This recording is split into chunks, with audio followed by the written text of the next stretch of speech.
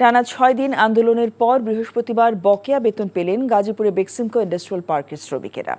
পরে রাতে সড়ক অবরোধ প্রত্যাহার করে নেন তারা। অক্টোবর মাসের বেতনের দাবিতে ষষ্ঠ দিনের মতো বৃহস্পতিবার গাজীপুরের চন্দ্রা নবীনগর সড়ক অবরোধ করে বিক্ষোভ করছিলেন পোশাক কারখানার কয়েক হাজার শ্রমিক।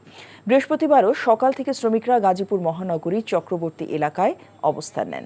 গাজীপুর শিল্পাঞ্চলের অতিরিক্ত পুলিশ সুপার খলিলুর রহমান জানান, গাজীপুরের সারাবো এলাকার বেক্সিমকো ইন্ডাস্ট্রিয়াল পার্কের প্রায় 40,000 শ্রমিকের অক্টোবরে বেতন বকেয়া ছিল।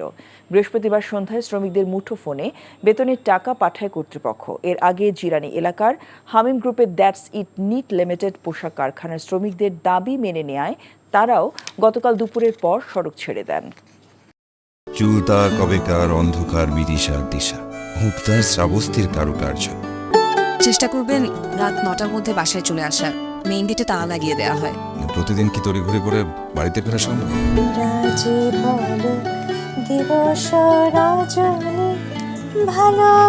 একটা কথা বলতে চাই, তুমি ভীষণ সুন্দর গান করে।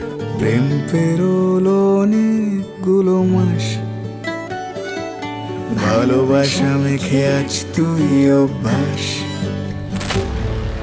তুমি আমি এসে খুব সমস্যায় ফেলে দিলাম, তাই না? আসলে গাছ আর সম্পর্ক দুটোই একই রকম। জীবন্ত রাখতে হলে যত্ন নিতে হয়। ভালোবাসার বিষয়টা আপেক্ষিক, এক একজনের কাছে এক এক রকম।